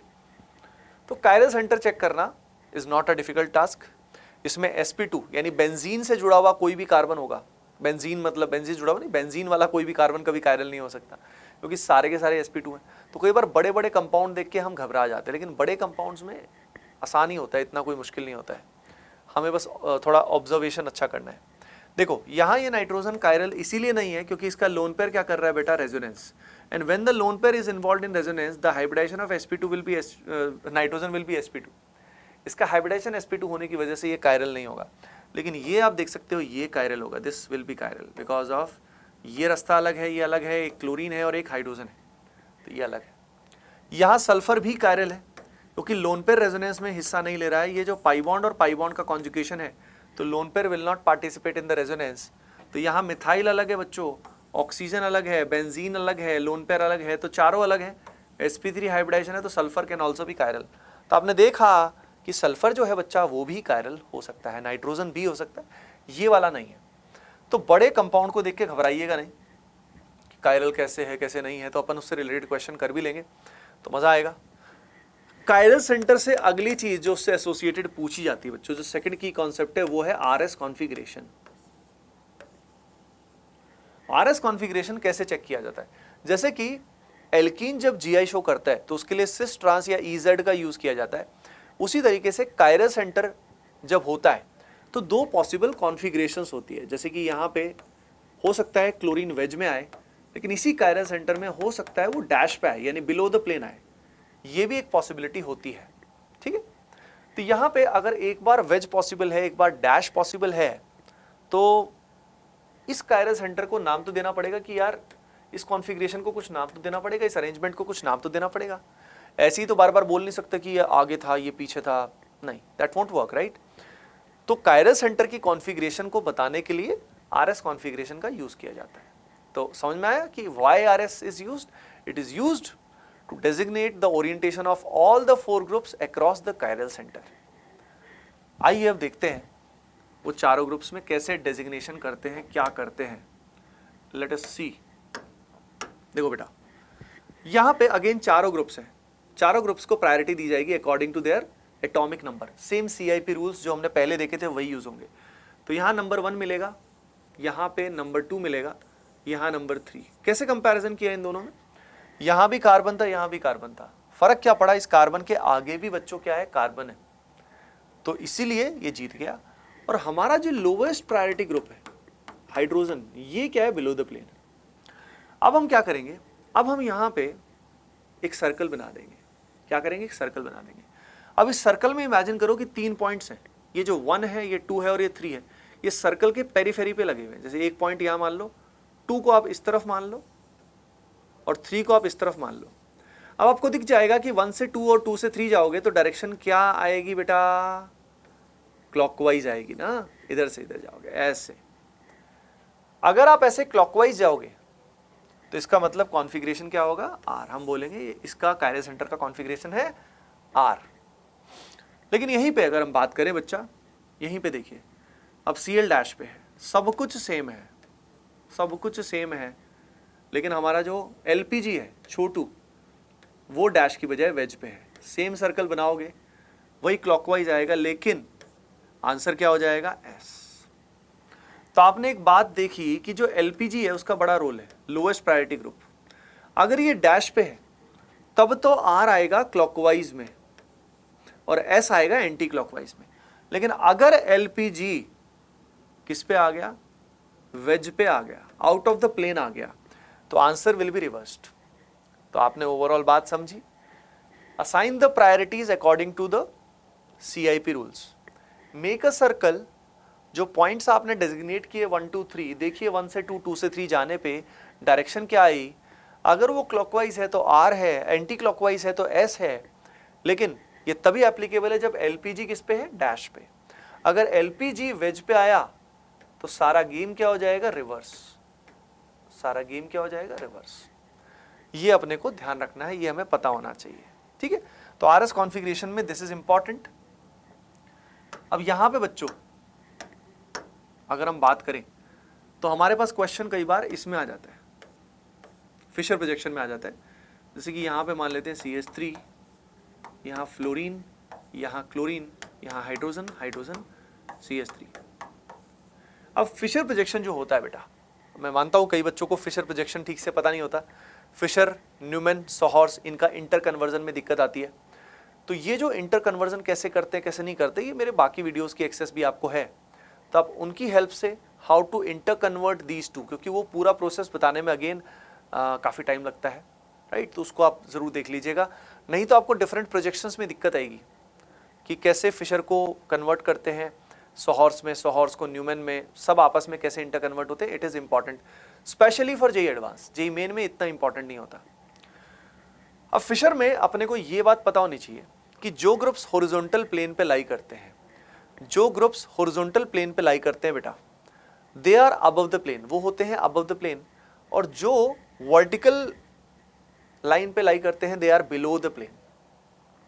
अब हम कैसे इसको सॉल्व करेंगे? तो देखो ये सेंटर कायरल है हमारे पास, अब हमें ग्रुप्स जो है उनको देखना है। अगर हमें ग्रुप्स को देखना है तो यहाँ भैया पहली प्रायोरिटी मिलेगी फ्लोरीन को, क्योंकि इस कार्बन से डायरेक्टली फ्लोरीन जुड़ा है। अब ऊपर और नीचे वाले में अगर हम देखेंगे तो यहाँ पे ये पूरा ग्रुप सेकंड प्रायोरिटी होगा, क्योंकि CH3 है और यहाँ C के ऊपर क्लोरीन लगा है। ठीक है, अब कई बच्चे कहेंगे सर यहाँ क्लोरीन को फ्लोरीन से ज़्यादा प्रायोरिटी क्यों नहीं दी? अरे ठुल्लू, यहाँ फ्लोरीन कार्बन से डायरेक्टली जुड़ा है, लेकिन ये जो क्लोरीन है ये कार्बन से जुड़ा है, ना कि ऊपर वाले कार्बन से। तो ये इसका प्रायोरिटी 2 है और इसका 3 है। LPG को देखिए ध्यान से, क्योंकि LPG धोखा दे सकता है, LPG से बॉम्ब ब्लास्ट हो सकता है। तो यहाँ पे जो LPG है वो वेज पे है, हॉरिजॉन्टल लाइन मतलब वेज पे, तो बी केयरफुल अबाउट दैट। अब डायरेक्शन देखिए, ये सर्कल है, सर्कल पे देखिए 1 पॉइंट आप पेरीफेरी पे यहाँ बना सकते हो, 2 आप यहाँ सोच सकते हो, 3 आप यहाँ सोच सकते हो। डायरेक्शन देखिए very clearly, direction is in the clockwise direction. 1 से 2 से भी मिल जाएगी डायरेक्शन। क्लॉकवाइज में होना चाहिए क्या? R, लेकिन बहुत बार जो हम सोचते हैं जिंदगी में वैसा होता नहीं है। Because of LPG is at wedge, तो आंसर आएगा S। आंसर क्या आएगा? उसी का reverse, S is the correct answer. Similarly यहाँ पे भी आप निकालोगे तो आपका आंसर आ जाएगा, यहाँ पे जो आपका आंसर आएगा दैट विल बी R। जब निकालोगे, निकालना आराम से, वीडियो को पॉज करके ट्राई करना, and that will come out to be R। Okay बच्चों, तो इस तरीके से आप कॉन्फ़िगरेशन जो है वो निकाल सकते हो। That is how it is to be done. तो RS कॉन्फ़िगरेशन जो है वो हमें निकालनी आनी चाहिए, चाहे वेज डैश हो चाहे हमारे पास फिशर हो। दो ही तरह में हमारे पास RS कॉन्फ़िगरेशन आता है। प्राइमरीली हमारे पास ऐसे केस में आता है, ठीक है, कौन सा? ये फिशर प्रोजेक्शन वाला केस हमारे सामने आता है। आइए बच्चों, अब इससे आगे अगले की कॉन्सेप्ट पे चलते हैं। नेक्स्ट जो की कॉन्सेप्ट है वो है how to check optical activity of a compound. किसी भी कंपाउंड का ऑप्टिकल एक्टिविटी कैसे चेक करते हैं, आप लिख लीजिएगा इस बात को। How to check optical activity of a given compound. किसी भी गिवन कंपाउंड का ऑप्टिकल एक्टिविटी कैसे चेक करना है? तो देखिए, ऑप्टिकल एक्टिविटी, इसी को कायरलिटी भी बोला जाता है। It is also known as chirality. तो जो भी कंपाउंड्स ऑप्टिकली एक्टिव हैं वो कायरल भी होते हैं। In general this is true, है ना। एक्सेप्शंस बहुत डीप है, वो आते भी नहीं है, तो डोंट वरी अबाउट दैट। तो optically active are chiral compounds, ठीक है। अब इसी का अपोजिट क्या होता है? इसी का अपोजिट अपने को क्लियर होना चाहिए। इसी का अपोजिट होता है ऑप्टिकली इनएक्टिव, और इसी का अपोजिट होता है अकायरल। तो क्वेश्चन पूछने को ऐसे ही पूछ सकता है, यानी एक ही सवाल पूछने के अलग अलग तरीके होते हैं। या तो पूछ सकता है कि कौन सा कंपाउंड कायरल है, कौन सा कंपाउंड अकायरल है, कौन सा कंपाउंड एक्टिव है, कौन सा इनएक्टिव है। एक ही बात है, इनएक्टिव या अकायरल, ठीक है। और कायरल और एक्टिव एक ही बात है। अब देखो ऑप्टिकली एक्टिव कंपाउंड्स असल में होते क्या है। तो यहाँ पे एक एक्सपेरिमेंट होता है जिसको पोलरीमीटर एक्सपेरिमेंट बोलते हैं। अब उसकी डिटेल में हम नहीं जा सकते, लेकिन उस एक्सपेरिमेंट में जो रोटेशन होता है प्लेन पोलराइज लाइट के प्लेन का, प्लेन पोलराइज लाइट के प्लेन का, उस सब्सटेंस को बोलते हैं ऑप्टिकली एक्टिव। तो इस बात को लिख लीजिएगा। Optically active compounds are those, optically active compounds are those which rotate the plane of PPL, which rotate the plane of PPL। PPL का मतलब है प्लेन पोलराइज लाइट, IPL नहीं है ये PPL है, ठीक है, प्लेन पोलराइज लाइट, ठीक है बेटा। तो ये बात है। अब यहां पे ये इनएक्टिव आपने देखा, ये अकायरल आपने देखा, तो अब कैसे चेक कैसे करें, हाउ टू चेक इट? तो देखो बहुत सिंपल होता है। एक तो पहले मैं ट्रिक बता देता हूं। अगर किसी भी कंपाउंड में एग्जैक्टली एक सेंटर कायरल है, आपने चेक किया और एक सेंटर कायरल मिल गया, ऐसा कंपाउंड हमेशा ऑप्टिकली एक्टिव होगा। It will always be optically active. Exactly एक ही होना चाहिए, एक से ज्यादा या एक से कम वाली बात नहीं है। अब बात आती है, मान लो एक से अधिक कायरल सेंटर है। बच्चों अगर एक से अधिक कायरल सेंटर है तब हमें उस कंपाउंड के अंदर चेक करना होता है plane of symmetry and center of symmetry, दोनों चेक करना होता है। दोनों में से अगर कुछ भी प्रेजेंट है, दोनों में से कुछ भी प्रेजेंट है, तो that compound will be optically inactive. जैसे कि यहां पे आप देख सकते हैं बच्चों, यहां पे एक ऐसा प्लेन है जिस पूरे कंपाउंड को दो इक्वल पार्ट्स में कट कर रहे हैं। You can see there is a plane which can cut this compound into two equal टुकड़ास, दो इक्वल टुकड़ों में काट रहा है।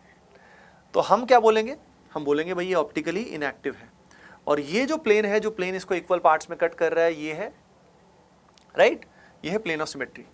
यानी आपने देखा कि एक से अधिक कायरल सेंटर है, तब हमें चेक करना पड़ेगा, कोई शॉर्ट ट्रिक नहीं है। जैसे कि यहां पे देखिए, यहां पे ऐसा कोई भी प्लेन ऑफ सिमेट्री नहीं है, तो ये कंपाउंड ऑप्टिकली एक्टिव हो जाएगा। This compound will be optically active. You got it. तो आपने देखा कि कंपाउंड में एक सेंटर कायरल है तो ऑप्टिकली एक्टिव है, एक से ज्यादा है तो हमें चेक करना होगा उसमें प्लेन ऑफ सिमेट्री है या नहीं है, या सेंटर ऑफ सिमेट्री है या नहीं है। We need to check it, उसके बिना काम नहीं चलेगा। एक और बात बता देता हूं, एक्सिस ऑफ सिमेट्री से नॉर्मली क्वेश्चन जेईई मेन में नहीं आता है, और एओएस का ऑप्टिकल एक्टिविटी से कोई रिलेशन नहीं है। Axis of symmetry has no correlation with optical activity. यही क्वेश्चन ऑप्टिकल एक्टिविटी का बच्चों इसमें भी आ सकता है। मान लीजिए आपके सामने कुछ ऐसा है, जैसे यहां पे देखिए। अब यहां पे अगर हम चेक करें तो यहां पे वैसे तो दो सेंटर कायरल है, लेकिन प्लेन ऑफ सिमेट्री, ऐसा प्लेन होने की वजह से जो इस पूरे मॉलिक्यूल को दो इक्वल पार्ट्स में कट कर रहा है बच्चों, hence it is achiral. Normally एक बच्चों को कंफ्यूजन होता है, कॉमन डाउट होता है कि सर कायरल कंपाउंड का मतलब ये होता है कि कायरल सेंटर होना चाहिए। नहीं भाई नहीं, कायरल कंपाउंड और कायरल सेंटर को डायरेक्ट कनेक्ट मत करो, जो मैंने बताया यूज दिस मेथड। ठीक, तो ये अकायरल है एंड ऑप्टिकली इनएक्टिव है। अब जैसे मान लीजिए अपने सामने ऐसा कुछ कंपाउंड है, यहाँ फ्लोरीन है, यहाँ क्लोरीन है और यहाँ हाइड्रोजन है। अब ये क्वेश्चन आप खट से कर सकते हो, चेक करके देखिए ये ऑप्टिकली एक्टिव है या इनएक्टिव है। चेक करके देखिए बच्चों सभी के सभी, इट इज ऑप्टिकली एक्टिव और इनएक्टिव। क्या होगा ये एक्टिव होगा बेटा। एक सेंटर कायरल है, it is always optically active, always optically active. एक क्वेश्चन बहुत कॉमन है आज के टाइम में कि भाई क्या बिना कायरल सेंटर के भी कंपाउंड ऑप्टिकली एक्टिव हो सकता है। लिख लीजिए इस बात को, a compound can be optically active without chiral centre as well. A compound can be optically active without chiral centre as well. बिना कायरल सेंटर के ज्यादातर कंपाउंड्स ऑप्टिकली इनएक्टिव होते हैं। लिख लेना इस बात को भी, most of the compounds are optically inactive without chiral center. Most of the compounds are optically inactive without chiral center. Without chiral center, most of them are optically inactive. लेकिन जैसे कि ये पर्टिकुलर केस है, ये एलीन जैसा है, एलीन type का member है। अब इसमें जो इसका 3 डायमेंशनल स्ट्रक्चर है, अगर हम इसको देखेंगे ना बेटा, तो इसके 3 डायमेंशनल स्ट्रक्चर्स को if you see you will find कि इसके अंदर कोई प्लेन ऑफ सिमेट्री या कोई सेंटर ऑफ सिमेट्री नहीं आएगा। अगर दोनों नहीं है तो इसका मतलब कंपाउंड हो गया बेटा optically active. Compound is optically active. तो compound can be optically active even without chiral centre as well. लेकिन कोई कोई केस है, जैसे कि आपने देखा ये एलीन जैसा केस है, एलीन टाइप है, या स्पायरो या बाइफिनाइल्स में इस तरह की चीज होती है, पाई गई है। ठीक है, so that is how it is to be done. तो कायरलिटी कैसे देखते हैं, आरएस कॉन्फ़िगरेशन कैसे चेक करते हैं, ये हमने देख लिया। अब हम एक और इंटरेस्टिंग कॉन्सेप्ट की बात करते हैं, वो होता है मीजो। कई बार क्वेश्चन आ जाता है भाई मीजो कंपाउंड बताओ कौन सा है। तो मीजो कंपाउंड की डेफिनेशन वैसे तो बड़ी डीप है, लेकिन बेसिक लेवल पे ये होता है मीजो का मतलब, मीजो कंपाउंड ऐसा कंपाउंड होता है जिसमें कायरल सेंटर भी है प्लस वो ऑप्टिकली इनएक्टिव भी है। तो ऐसे ऑप्टिकली इनएक्टिव कंपाउंड्स जिनमें कायरल सेंटर्स प्रेजेंट हो, ऐसे ऑप्टिकली लिख लेना, optically inactive compounds having chiral centers are meso. Optically inactive compounds having chiral center are meso. जैसे कि ये हो गया एग्जाम्पल मीजो का, यहां पे देख सकते हैं आप। अगला एग्जाम्पल भी मीजो है, 2 सेंटर कायरल लेकिन प्लेन ऑफ सिमेट्री होने की वजह से ये क्या हो गया, मीजो हो गया। क्या हो गया, ये मीजो हो गया। लेकिन मान लीजिए हमारे पास ऐसा कंपाउंड है जिसमें हमारे पास कुछ ऐसा है। अब ये जो कंपाउंड है ये ऑप्टिकली इनएक्टिव है, अगर आप चेक करोगे तो इसके अंदर प्लेन ऑफ सिमेट्री आएगा बेटा, कुछ इस तरह का plane of symmetry will be there, लेकिन इसमें कायरस सेंटर नहीं है, तो ये मीजो नहीं कहलाएगा। तो मीजो कौन से कहलाएंगे, ये बात आपको भली भांति समझ में आ गई होगी। ठीक है, अब चलो कुछ क्वेश्चंस करते हैं। Let us do few questions regarding optical isomerism. एक एक करके क्वेश्चन करते हैं, बड़ा मजा आएगा। जैसे कि पहला क्वेश्चन तो कन्फर्मेशनल है। कन्फर्मेशनल का ये क्वेश्चन तो भाई वीडियो पॉज करके आप कर लेना बेटा, ठीक है। इसका करेक्ट आंसर 4 है। ये क्वेश्चन करिए आप, ये क्वेश्चन इंटरेस्टिंग है। इसमें कॉन्फर्मेशन प्लस मीजो कॉन्सेप्ट को जोड़ा गया है, कॉन्फर्मेशन प्लस मीजो कॉन्सेप्ट को जोड़ा गया है। तो इसको आप ट्राई करिए सभी के सभी, try this question properly everyone.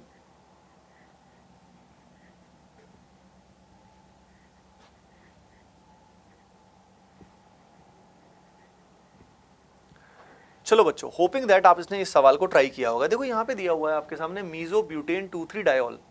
अब यहाँ पे 2,3 डायोल है, ब्यूटेन है, मीजो बनाना है, तो एक OH वेज में एक OH डैश में, ऐसा कर सकते हो, या इसी को फिशर प्रोजेक्शन में भी रिप्रेजेंट कर सकते हो। पूछा हुआ है इसका मोस्ट स्टेबल कौन सा फॉर्म है। तो देखो यार, मोस्ट स्टेबल फॉर्म बच्चों इसका वो रहेगा जिसके अंदर H बॉन्डिंग होगी। लेकिन एक खास बात यह है कि H बॉन्डिंग के अलावा मीजो भी तो होना चाहिए, वो नहीं तो मीजो नहीं होगा तो कैसे काम चलेगा। ठीक है, तो यहाँ पे अगर हम डिफरेंट देखें तो यहाँ पे अगर आप देखोगे तो यहाँ पे H बॉन्डिंग इधर भी आप देख सकते हो, H बॉन्डिंग यहाँ भी है, H बॉन्डिंग यहाँ भी है, H बॉन्डिंग यहाँ भी है। सवाल ये है कि ये जो पर्टिकुलर फॉर्म है वो किस फॉर्म के अंदर आ रहा है। ठीक, तो इसी को अगर हम फिशर में दिखाएं तो बच्चों फिशर में कुछ ऐसी होगी है, यहाँ मिथाइल, यहाँ मिथाइल, यहाँ पे दोनों OH। ये अच्छा क्वेश्चन है।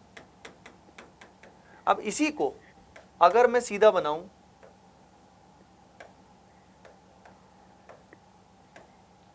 हमारे कौन से प्रोजेक्शन के अंदर, फिशर को कन्वर्ट करता हूं अगर मैं न्यूमैन प्रोजेक्शन के अंदर, तो हमारे पास क्या होगा, हमारे पास यहाँ पे बॉटम पे आ जाएंगे दोनों मिथाइल, और यहाँ पे होगा OH, यहाँ पे होगा OH, यहाँ पे H, यहाँ पे H। अब हम क्या करेंगे बेटा, अब हम इसको रोटेट करके चेक करेंगे कि यहाँ पे कौन सा मैच हो रहा है। ठीक है, रोटेट करके अगर हम मैच करेंगे इसको इससे, तो आप देख सकते हो हल्का सा 60 डिग्री रोटेट करते ही हमारे पास इसका गॉश फॉर्म आ जाएगा। कौन सा फॉर्म आ जाएगा, गॉश, और गॉश में इंट्रामोलिकुलर H बॉन्डिंग होगी। So second is the correct answer. तो ये जो है ना, ये बहुत ही प्यारा क्वेश्चन है, मतलब ये इतना सिंपल क्वेश्चन नहीं है। और ये जो क्वेश्चन है आई एम नॉट श्योर कि JEE मेन में आया भी था। ठीक है, ये हो सकता है JEE एडवांस में आया हो, जिसमें मल्टीपल कॉन्सेप्ट का यूज हो रहा है। तो इट्स अ ब्यूटीफुल क्वेश्चन जिसमें पहले हमें मीजो बनाना है, मीजो बना के उसको कन्वर्ट करना है और उसको रोटेट करके चेक करना है। तो ये क्वेश्चन रिसेंट क्वेश्चन था। पता है इसमें ना अपन ने कई सारे क्वेश्चन एक्चुअली JEE एडवांस के लिए हुए हैं। JEE एडवांस के कई SCQ अगर हम कर लेते हैं तो JEE मेन के रिलेटिवली ईजी लगते हैं। तो इसलिए कई बार हम ATP स्टार में कई क्वेश्चन जो है ना एडवांस के ले लेते हैं, ताकि बच्चों को जो क्वेश्चन है रिलेटिवली जो एग्जाम के हैं वो रिलेटिवली आसान लगे। ठीक है, यहाँ पे ये जो क्वेश्चन है ये भी JEE एडवांस का है, तो इसको आप अलग से करना। इसका 3 आंसर है ना, वीडियो को पॉज करके ट्राई कर लेना, क्योंकि सारे क्वेश्चन अपन नहीं कर पाएंगे। ये भी इनफैक्ट एडवांस्ड का क्वेश्चन है, ये भी एडवांस का क्वेश्चन और बहुत ही ब्यूटीफुल क्वेश्चन है। फिर भी हम करेंगे, फिर भी हम लोग इस क्वेश्चन को करेंगे, तो इसको ट्राई करें सभी के सभी एक बार। ओके, आसान क्वेश्चंस तो ठीक है कर ही लेंगे, कुछ अच्छे क्वेश्चंस कर लें।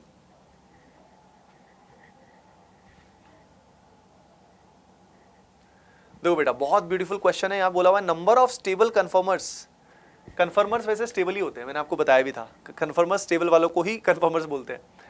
नॉन जीरो डाइपोल मोमेंट होना चाहिए ऑफ द फॉलोइंग कंपाउंड। तो स्टेबल का मतलब क्या है, एंटी या गॉश होना चाहिए। ठीक है, यानी अब इसमें अपने को कन्वर्ट करना आना चाहिए। तो यहाँ पे अपने को सबसे पहले इसको कन्वर्ट करना आना चाहिए। तो इसको कन्वर्ट करते हैं तो सीधा जो अपने पास इसका शेप आता है बच्चों, ऐसा आता है डॉट, दोनों ये शेप अपने को अच्छे से आनी चाहिए। अब यहाँ पे मिथाइल है फ्रंट की तरफ, और यहाँ पे क्लोरीन है, और यहाँ पे अगर हम देखें बेटा तो यहाँ पे क्लोरीन है, यहाँ पे ब्रोमीन है, यहाँ ब्रोमीन है, और यहाँ पे मिथाइल है। अब ये जो पर्टिकुलर फॉर्म है बच्चों, ये तो एक्लिप्स्ड फॉर्म है। कौन सी फॉर्म है, एक्लिप्स्ड फॉर्म है। अब इसमें हम रोटेट करेंगे, और रोटेट करके कितना रोटेशन करेंगे 60 डिग्री, और रोटेशन कर करके हम इसकी फॉर्म्स बनाएंगे। कौन सी फॉर्म बनाएंगे? जो स्टेबल फॉर्म होंगी और जिनका डायपोल मोमेंट भी नॉन जीरो होना चाहिए। तो जैसे अब आपने इसको 60 डिग्री रोटेट किया, अगर आप इसमें बैक वाले एटम्स को 60 डिग्री रोटेट करते हैं तो इसका जो शेप आ जाएगा बेटा वो कुछ ऐसा आ जाएगा, और ये जो पर्टिकुलर फॉर्म बनेगा ये गॉस टाइप का फॉर्म बन जाएगा। फ्रंट वाले ग्रुप्स को देखो कुछ नहीं फर्क पड़ रहा, बैक वाले चेंज हो रहे हैं। अब इसको आप देख सकते हो क्लियरली, खुद से देख सकते हो कि इसका जो डायपोल मोमेंट है वो क्या आएगा? नॉन जीरो आएगा। Dipole moment would be non zero. ठीक है, तो इस तरीके से इस क्वेश्चन को कर सकते हो आप। सवाल ये कि क्या यहीं पे रुक जाएगा? नहीं, फर्दर आप रोटेट करके देखोगे इसको, तो CS3 को फर्दर अब आप 120 रोटेट करोगे तो CS3 यहां आएगा। तो इस तरीके से आप इसमें इसके जो कन्फर्मर्स हैं वो बना सकते हो, और फर्दर भी आप रोटेट कर सकते हो। तो यहाँ पे रोटेशन पहले करके CS3 यहाँ आएगा, फिर CS3 यहाँ आएगा, and that is how it is to be done. इस तरीके से इसको किया जाएगा। It's a beautiful question. चलो भाई, अगला क्वेश्चन अगर हम देखें तो अगला क्वेश्चन हमारे सामने है, इसको ट्राई करिए सभी के सभी बच्चे ट्राई करें इसको।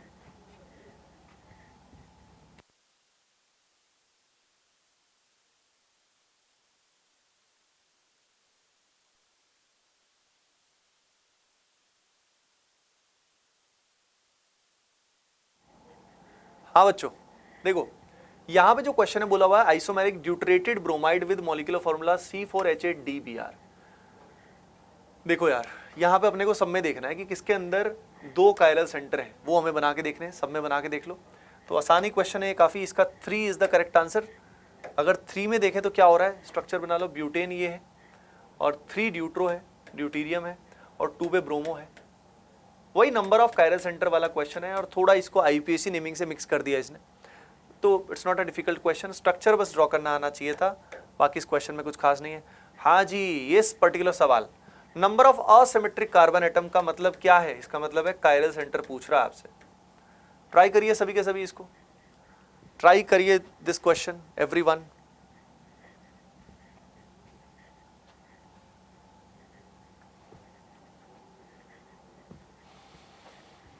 Yes everyone. देखो बच्चों, इसका जो करेक्ट आंसर है वो है 6। अब इसमें ऐसे में चेक कैसे करें? देखो पाई बॉन्ड्स वाले वैसे ही हटा दो। अब बाकी जो नोडल एटम्स हैं वो इस तरह के हो गए। अब नोडल एटम्स कितने? 1 2 3 4 5 6। एक्चुअली ये सारे के सारे आ जाएंगे। अभी कैसे चेक करोगे? तो इसका चेक करने का आसान तरीका है, जैसे इस पे चेक करना है आपको। अब इस पे चेक करोगे तो इधर जाओगे बेटा, तो ध्यान से देखो अपने पास जो कार्बन आ रहा है, मैं सिर्फ एक यूज केस बता देता हूँ, ये वाला पर्टिकुलर, इसको कैसे चेक करेंगे, फिर बाकी सारे भी आप समझ जाओगे। इधर जाओगे तो हमारे पास 3 डिग्री कार्बन है, इधर जा रहे हो, नीचे जा रहे हो तो हमारे पास 2 डिग्री है, तो ये तो वैसे ही अलग हो गया, ये अलग हो गया। अब इधर जा रहे हो तो भी हमारे पास 3 डिग्री है, इस तरफ जा रहे हो तो, लेकिन 3 डिग्री के बाद डिफरेंस देखो क्या आ रहा है।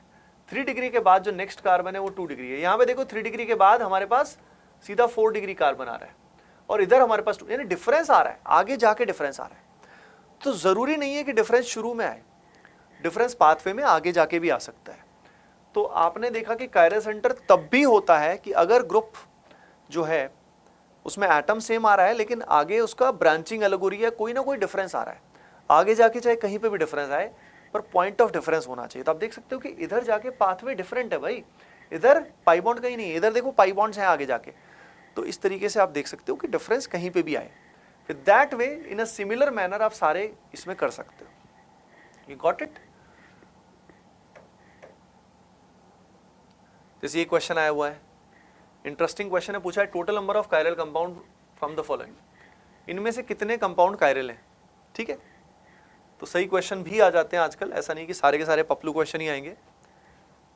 पूछा गया है how many chiral compounds are there, how many chiral compounds are there.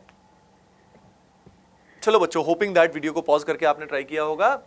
देखिए यहाँ पे ये जो पर्टिकुलर कंपाउंड है, इसमें अगर आप इसका स्ट्रक्चर डिटेल में ढंग से बनाओगे, ना भी बनाओ, सिंपली H ऐसे दिखाओ, तो यहाँ पे इसमें प्लेन ऑफ सिमेट्री नहीं आएगा। अगर आप सोच रहे हो ये इसका प्लेन ऑफ सिमेट्री, तो नहीं बेटा, यहाँ H है और यहाँ PH होने की वजह से तो ये सेंटर क्या, ये क्या होगा, कंपाउंड कायरल हो गया। यहाँ पे अगर आप चेक करोगे तो इसको करने का डायरेक्ट तरीका ये है कि भाई ये सेंटर की अगर हम बात करें तो ये कायरल है, और कंपाउंड में अगर एक सेंटर एग्जैक्टली कायरल है तो it is always optically active. ये शॉर्ट ट्रिक मैंने बताया था। बाकी आप POS COS चेक करके भी कर सकते हो। यहाँ पे देखो दो सेंटर कायरल हैं और इसमें प्लेन ऑफ सिमेट्री आ रही है, तो ये हमारा मीजो कंपाउंड है, मतलब ये इनएक्टिव है। यहाँ पे देखिए बच्चों, यहाँ पे प्लेन ऑफ सिमेट्री आ रही है, तो ये हमारा इनएक्टिव है। यहाँ पे देख सकते हो, यहाँ पे हमारे पास प्लेन ऑफ सिमेट्री आ रही है, नहीं आ रही है, क्योंकि यहाँ पे नहीं आ रही है। COH है, COH तो आ रही है भाई, दोनों सेम आ गए। तो करेक्ट आंसर इज 2 है इसका सही जवाब। तो इट्स अ ब्यूटीफुल क्वेश्चन, ये सही क्वेश्चन आया हुआ था, डिसेंट क्वेश्चन आया हुआ था। ये क्वेश्चन जो है, ये बाद का कॉन्सेप्ट इसमें लिंक किया हुआ है, बाद का कॉन्सेप्ट लिंक किया हुआ है। ग्लाइसिन दिया हुआ है, और ग्लाइसिन क्या करता है, बेसिकली ग्लाइसिन बच्चों ऐसा होता है, ठीक है। अब अगर ये रिएक्शन याद आए तो एक बार ट्राई कर लो, रिएक्शन याद आए तो फिर मैं आपको बता ही दूंगा। रिएक्शन अगर याद आ रही है तो ट्राई दिस प्रॉपर्ली, अभी के अभी।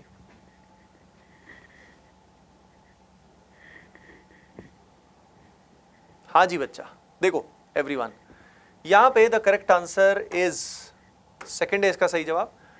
पहला स्टेटमेंट सही है, लिखा हुआ है कि यहाँ पे ग्लाइसिन का 1 मोल हीट करोगे तो यहाँ पे कायरल सेंटर जनरेट होगा, बिल्कुल। अगर यहाँ पे फास्फोरस के साथ क्लोरीन है तो यहाँ पे अल्फा हेलोजिनेशन होगा, अल्फा पोजीशन पे Cl आएगा, और कायरल सेंटर लेकिन एक ही आएगा, दो नहीं आएंगे, ठीक है। कायरल सेंटर एक ही आएगा, और लिखा हुआ है molecule with 2 chiral carbon is always optically active. आज ही बताया था मैंने आपको कि जब एक सेंटर से ज्यादा कायरल है तो जरूरी नहीं है कि वो ऑप्टिकली एक्टिव हो, इट मे और may not be optically active. तो ये क्वेश्चन भी डिसेंट आया था बच्चा।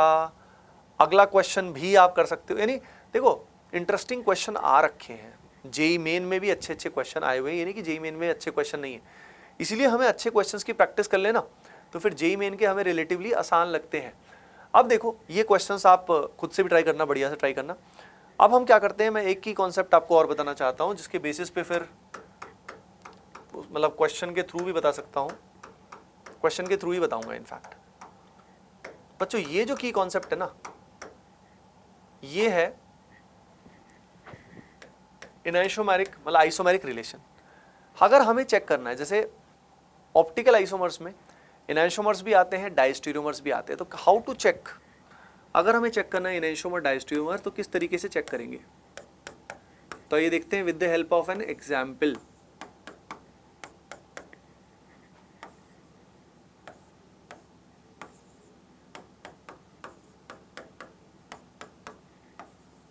जैसे ये देखो क्वेश्चन है, वही इनैशोमर डायस्टीरियोमर क्या रिलेशन है, आइडेंटिफाई द रिलेशन।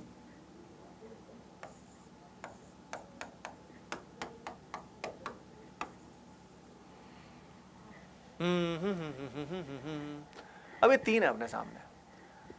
सबसे पहले तो अपने को इनैशोमर की क्लैरिटी आनी चाहिए। तो इनैशोमर जो होता है ना बेटा, इनैशोमर, इसका मतलब क्या होता है, इनैशोमर वो होते हैं, ये वो पेयर ऑफ स्टीरियो आइसोमर्स होते हैं, ऑप्टिकल आइसोमर होते हैं, जिनका optical behaviour equal and opposite होता है। They have equal and opposite optical behaviour, यानी एक ने अगर प्लेन पोलराइज लाइट के प्लेन को क्लॉकवाइज 30 डिग्री से घुमाया तो दूसरे ने एंटी क्लॉकवाइज 30 से घुमाया, यानी they have equal and opposite value of optical rotation, ठीक है।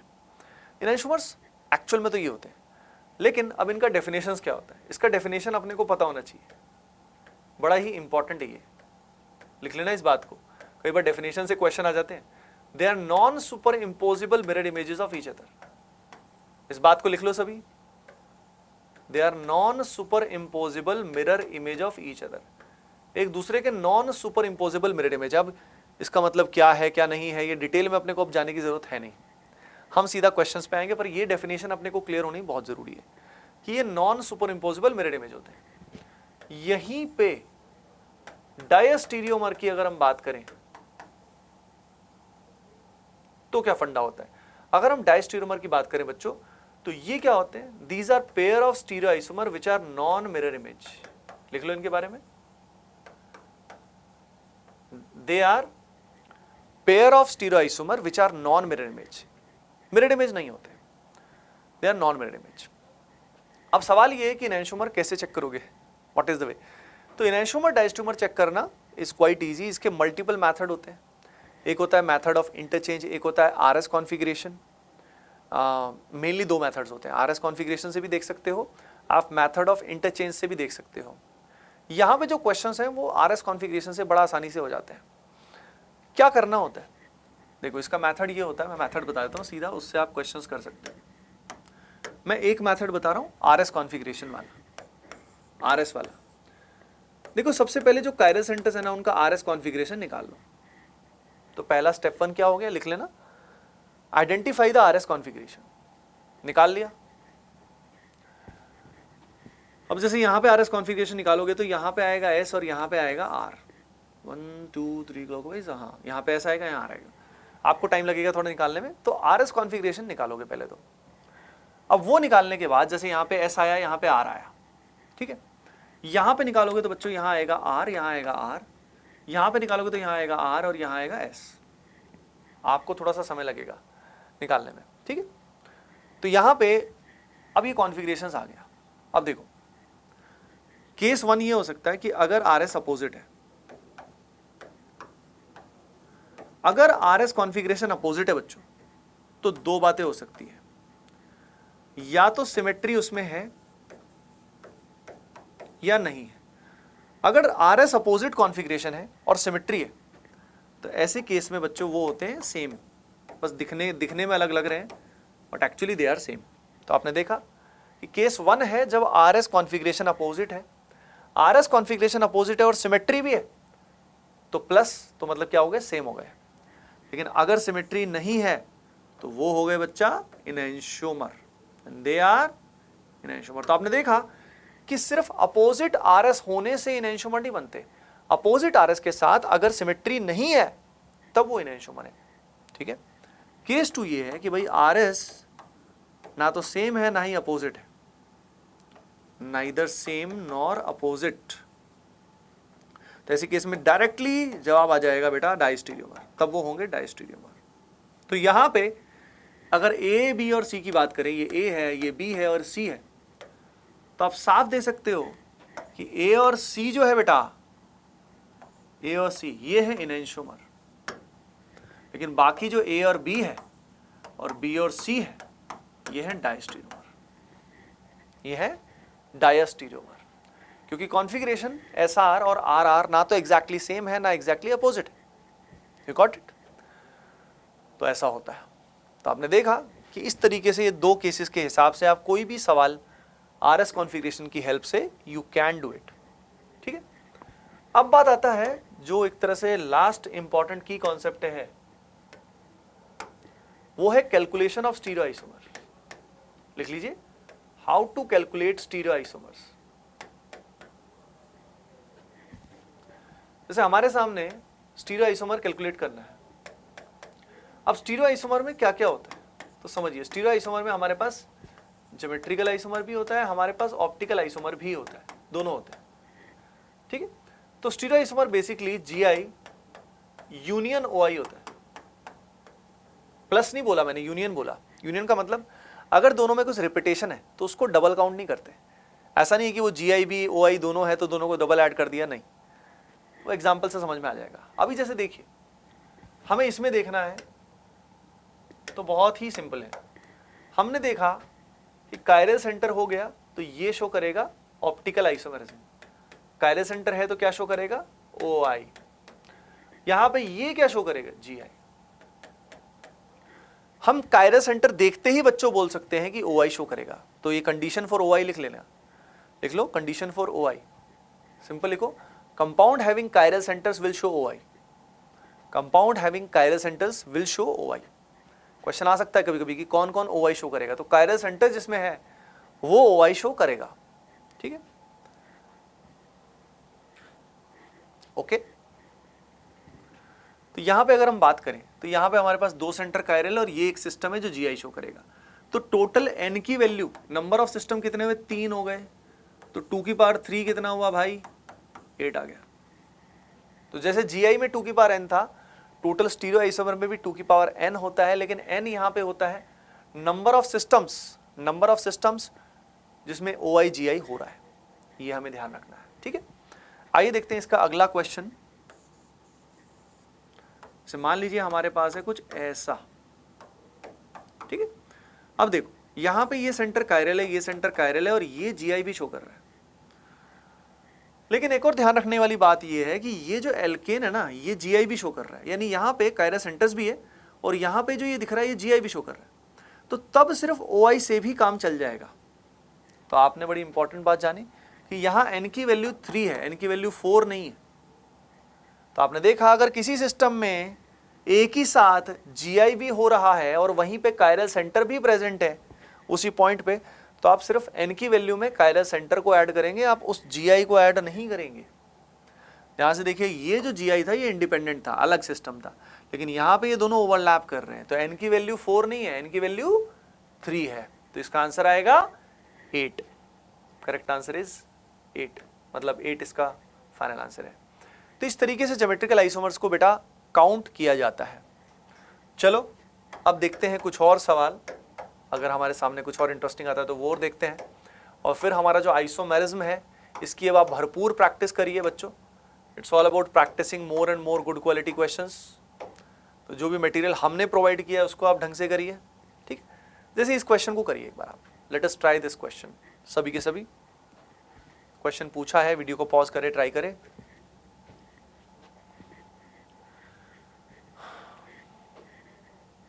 देखो स्टेटमेंट बेस्ड क्वेश्चन है। पहले बोला हुआ है कि भाई ये जो दिया हुआ है ये ऑप्टिकली एक्टिव है कि नहीं है। हाँ जी, इसका जवाब क्या आया? इसका जवाब है 3। स्टेटमेंट 1 तो करेक्ट है, ये ऑप्टिकली एक्टिव है क्योंकि एक सेंटर कायरल है। आप देख सकते हो ये ऊपर वाला सिस है और ये वाला ट्रांस है बेटा, तो ये सेम नहीं माना जाएगा, ये ग्रुप सेम नहीं है, ये अलग है। तो ये ऑप्टिकली एक्टिव है, जो मैंने आपको बताया भी था। लिखा हुआ है this is the mirror image of this, नहीं भाई ये दोनों एक दूसरे के मिरर इमेज नहीं है। आप क्या कर सकते हो, इनका कॉन्फ़िगरेशन निकाल के भी चेक कर सकते हो। कॉन्फ़िगरेशन चेक कर लो, काम हो जाएगा। आप सिंपली इसको रोटेट करके देख लो तो भी पता लग जाएगा।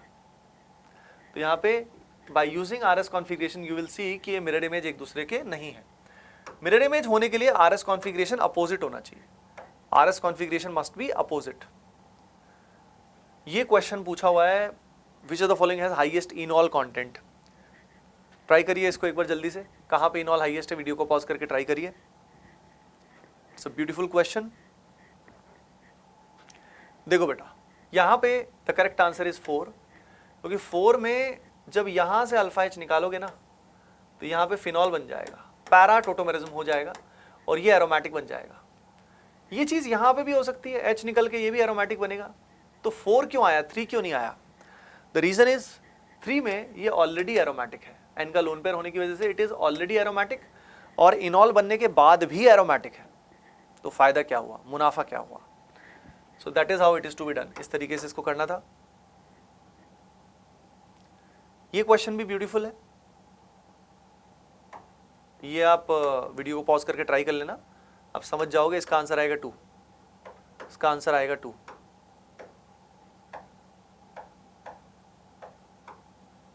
यस अब ये जो क्वेश्चंस है ना ये थोड़े एडवांस लेवल के ज़्यादा हैं, ये क्वेश्चन रिलेटिवली एडवांस लेवल के ज़्यादा है, लेकिन कभी कभी क्वेश्चन जो है आ जाते हैं, मैं आपको बताऊं कभी कभी आ जाते हैं, इस लेवल के भी आ जाते हैं। तो इस क्वेश्चन को ट्राई करिए सभी।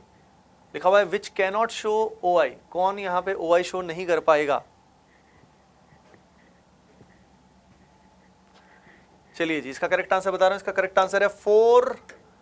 देखो बेटा 4 जो है ना, इसके अंदर आप चेक कर सकते हो कहीं पे कोई भी कायरल सेंटर प्रेजेंट नहीं है, परफेक्टली प्लेनर मॉलिक्यूल है, तो ये ओ आई शो नहीं करेगा।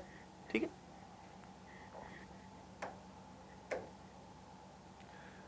ये सारे क्वेश्चन अगर मैं बात करूं ना बच्चों, ये क्वेश्चन जो है ये जो अलग अलग तरह के लिए हुए हैं, इसमें कुछ क्वेश्चन जो है जो मेरी किताब है मास्टर प्रॉब्लम्स उससे लिए मैं डायरेक्टली, तो उसमें एक से एक क्वेश्चन आपको मिलते हैं। ठीक है, यहाँ पे पूछा हुआ कौन सा कन्फर्मर साइक्लोहेक्सेन का कायरल होता है, तो ट्विस्ट बोट एक्चुअली कायरल होता है। वैसे नॉर्मली ये क्वेश्चन जो है conformers of cyclohexane normally question नहीं आते, पर इसमें जो फॉर्म होता है हमारे पास 3 डायमेंशन में थोड़ा ऐसा होता है, और ऐसे फॉर्म के अंदर ना तो पीओएस आता है ना ही सीओएस आता है। तो ट्विस्ट बोट कैसा होता है ये हमको पता होना चाहिए, तब जाके ही हम इस क्वेश्चन को कर पाएंगे। तो तब इसके अंदर plane of symmetry center of symmetry दोनों में से कुछ भी नहीं आता है। जैसे ये क्वेश्चन करो, ये रिलेशन का है। एपीमर जो टर्म है ये प्राइमरीली आपको एपीमर हो गया, एनोमर हो गया, ये आपको उसमें बताया जाएगा बायोमोलिक्यूल्स में टर्म ज़्यादा यूज होता है, तो वहाँ पे इसको देखा जाएगा। आप इन तीनों रिलेशन की बात करें बस, 1, 2 एंड 3, तीन ही ऑप्शन आपके पास। तो वीडियो को पॉज करके ट्राई करें सभी, using RS method, RS configuration का मैथड यूज करें, उसको ट्राई करें। यस बच्चों, the correct answer is 2, they are identical. कैसे पता लगा भाई? अरे कायरस सेंटर की कॉन्फ़िगरेशन निकाल लो, that will come out to be same आएगी, ठीक है। बल्कि अरे कायरस सेंटर है ही नहीं सॉरी, यहाँ पे ये इथाइल है और ये भी क्या हो गया, इथाइल हो गया, दोनों इथाइल हो गए, सेम हो गया, तो कायरस सेंटर है ही नहीं। और भी मजेदार, और भी इजी हो गया। कायरस सेंटर है ही नहीं तो उसी को ही घुमा फिरा के दिखा रखा है, फर्क ही नहीं पड़ेगा।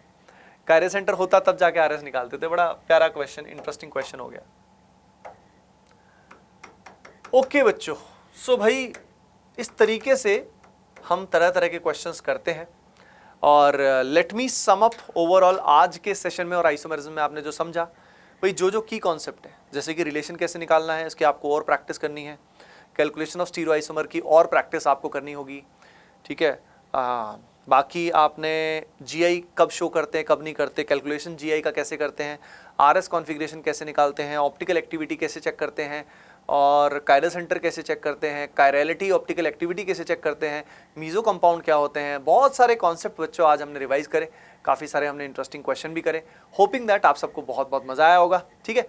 चलो फिर मिलते हैं नेक्स्ट पर्टिकुलर लेक्चर में बच्चों। Bye bye, take care and keep doing well, love you all.